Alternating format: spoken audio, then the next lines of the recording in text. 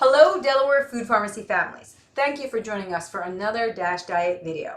My name is Shannon and I'm a registered diet technician and chef. Today we'll continue expanding our smoothie skills with veggies and herbs. This is one of my favorite smoothies. Not only does it have watermelon and cucumber, but I also put a little mint in it, so it has like a mojito feel to it. Along with a little bit of lemon or lime. And I use a mini watermelon. I mean, I'm sure you all have had mini watermelons, but for this, I cut it a little bit differently than I would for, let's say, if I was gonna put it on a platter. And I wash it off first, give it a wipe down, because lots of times the outside can have dirt or just people touching them a lot. So it is helpful to like clean it, because if you put it through with your knife, it's going through. Okay, so for this, again, cut a little bit differently. I cut off the bottom part, all right? I cut off the top part. And then that's sort of the start for me. I'm always about the fresh base. So you can see the pink there. And I think I said fresh base, and I meant flat base. But whatever, a fresh flat base, that'll work. Just kind of come down around in a circle. It's not hard to do because you're just going to try to get off most of the white, but the knife almost guides itself down and around, and whatever pieces you don't get off, you can come back through. So I'll cut this all off here. And I don't need all of this for this smoothie. So I think I can actually stop with just that. I'll kind of cut off these pieces. You can eat the white part. They're just not as sweet. I'm going to put this in the trash. So it's pretty clean. I did leave the other half on because I might do that as like triangle pieces for my kids. Or sometimes I even cut them and put them on chopsticks, make them into watermelon pops. I like that. But for this, we have to put it into cubes. So again, flat base, we're going to just kind of cut it into somewhat even sizes. I can't imagine I'm going to need much more than this. If I was making like a big pitcher for like a barbecue, I might. But for now, with this blender, we're looking good. So we're going to cut it into decent sized cubes, cut it down there. Oh, and this would be like for my kids, I put like a chopstick right in that, and they would eat that like a watermelon pop. You can freeze them too. Kind of fun. Okay, put these through here. Okay, and we have plenty of watermelon for our smoothie. I want to make sure it's good. That's good. So we have our watermelon set to the side, and as you know, for smoothies, anything in the blender kind of has to be cut into chunks. So we're going to do the same thing for our cucumbers, okay? And this is kind of preference. If you want it to taste more cucumbery or less, you can add more or less to it. I usually, again, always focus on a flat base, and we'll just kind of make little chunks through like that, so that I have everything. And I'm going to even put them on top of there. There we go. This actually, keep adding things to the smoothie, but I would do this as a salad with like feta and mint too. It's a nice salad. Okay, maybe we'll do that sometime for a not so standard, see what happens when I look away? Salad. Okay, I'm gonna go through here and we're good to go. All right. We have all of our ingredients ready to go in. I mean, with the exception of mint that we'll kind of pick off. But the first thing we'll do, again, this is a larger blender, so we're going to go with our solids first. We'll put them all in here. Okay. And I make sure, I don't want to fill it up too high, but I think this will work. Watermelon's watery, so it should work. Okay. And then I'm going to add in some fresh mint. All right. You do not have to cut these. You can pick them right off and put them in. You don't want to put in the stalks. It's not one like parsley where the stalks kind of taste nice too. So we'll put in a decent amount of mint. All right. I think that's good. I put most of it in there. We're going to need a little bit of honey because that's what I do. I always like to add honey. Start with like a tablespoon here, and you can always taste it and see what you need. With everything that's spice or like sweeteners, additives. You can add more, but you can't take away generally. So start with like 1 tablespoon, taste it. If it's not enough, maybe go up to 2 tablespoons. And we will add a little bit of lemon juice too. Again, I love lemon juice for freshness. I didn't de-seed this. I'm just going to use my hand. If you have cuts here, you'll find out. Fortunately, I don't. But again, I think it's about at least half a tablespoon right there.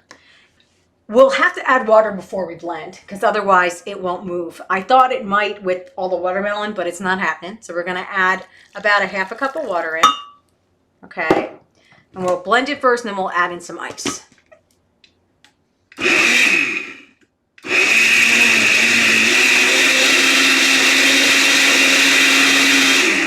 All right. It is very pink and liquidy and it smells lovely. I'm going to add in some ice too because I like it to be, smoothie consistency. Okay, we'll add this in here. So you can see it's a little bit more like a slushy, but it doesn't look as visually appealing. Like it doesn't look like a bright red watermelon. So part of my secret is that I add in some frozen strawberries to add a little bit more flavor dimension, but also to pop up the color so that it really contrasts against the mint.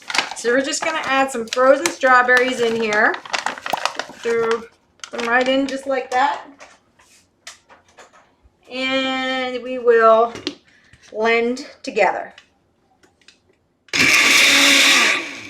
All right, so now it looks super pink. It looks like the actual inside of the watermelon, and it will add a little bit of thickness to it just from the strawberries. For our next smoothie, it's going to be a green smoothie, but for green smoothies to taste good, we've got to add some fruit to them and also to give them some depth. So we will have spinach, we will have basil, fresh basil. We'll use a banana to provide some consistency as well as some sweetness, and the mango. Also some ice, I'll have to get that out, and a little bit of lemon, maybe honey, might not need it for this one. The mango I'm going to use is going to be frozen, but I just wanted to show you at least how I cut down mango. I know people do this differently, but for all of our fruits, if you want to freeze them yourself, you can do that with any fresh fruit, and mango is no exception. So for my mango, I cut off the bottom. Again, I cut off a little bit of my top because I'm super big on stability. I like to be stable, and therefore now it won't teeter-totter off. And I do just kind of come down on the sides. If they're super ripe, I've done it with a spoon, but I can't say that that always successfully works for me. I mean, I know I've seen the tricks too, and I think it's cool if it works for people, but I'm being honest, it doesn't always work that way. So I just watch out for my hands, sort of similar to the way I cut down the watermelon and slide it down. Mangoes have a pit in the center. So that's the part that you sort of have to watch out for when you're cutting them. And again, I'm just going to clean off all this down towards the bottom. It really don't take too long. But the pit is generally dead center in it. So I do have a tendency to try to cut around it. Looks pretty clean. Again, if you eat a little skin, it's not going to be an issue. So the pit's right there. You can cut down 1, at least 2, and you're going to feel your knife coming against it. Okay, so the pieces will get thinner. You can see it. You can see the pit right there. Okay, and then we'll do the same thing for this side. Cut it down, and as you come towards it, you're going to feel the pit. It almost sounds different. It's pretty wild. And then we can just cut down each side. Sometimes I'll just give my kids the pit, and they can eat the rest off, but you can also cut it off like this. And then all these pieces can be put in a bag or on a sheet tray and frozen. For all of our ingredients, we'll follow the same pattern of solids first and then liquids afterwards.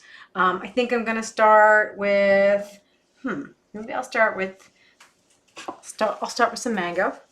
And this is probably closer to a cup. I might put in a half a cup. Okay, kind of go with a half a cup there.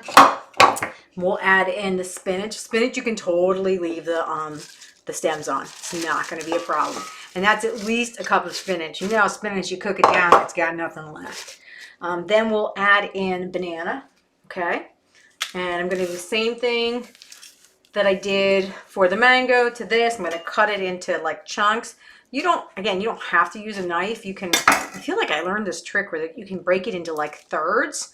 I learned this trick a long time ago. It's pretty cool. There's like these 3 pieces. And if you ever want to be like neat and dainty, you can eat your banana in little tri pieces. Thirds was the word I was trying to find there. But that's pretty cool. If you just want to break it down without having to dirty a knife, you can absolutely break it down into thirds. Bop, bop, bop. Okay, 1, 2, 3. Okay.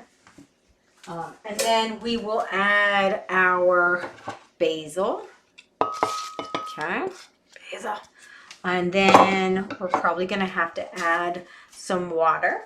So I'll add water and I'll also add my ice. I think I'm going to go with my water first, and I'll add a little bit of lemon juice in. I'm going to squeeze some of this in here.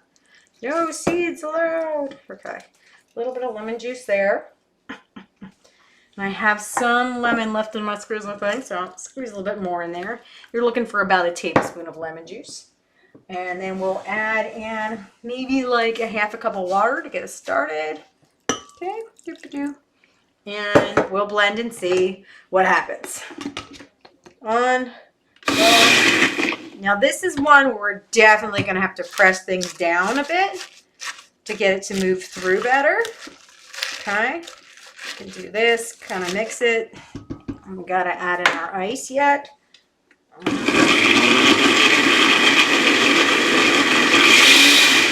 Okay, got ice.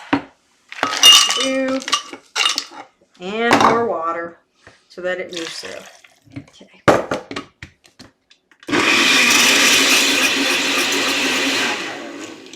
All right. Oh, snap! It's nice and green. It looks pretty. Okay, I'm super excited for this. So, spinach, great source of iron. Your bananas have lots of potassium. The basil will add a little fresh citrus. So will mango. Mango definitely has sort of like a citrusy taste to it. But this should be excellent. So we'll pour it in. Again, hopefully I won't make a big mess, because that does happen. Pour it in. And I wish I had a yellow straw. I don't know if I do. But if I don't, thinking something kind of contrasty. So maybe, should we do all green? Let's just do all green. I mean, if it's green, it's a green smoothie. Let's kill it with green. All right. So we'll put a little bit of we'll put a green straw in there, and then we'll have to garnish it with something, probably from some fresh basil. Thanks again for joining us today. I hope it was helpful. In our next video, we will be focusing on smoothie add-ins and the best way to use your blender. Remember, if you have any questions, you can always reach out to your care team at Christiana.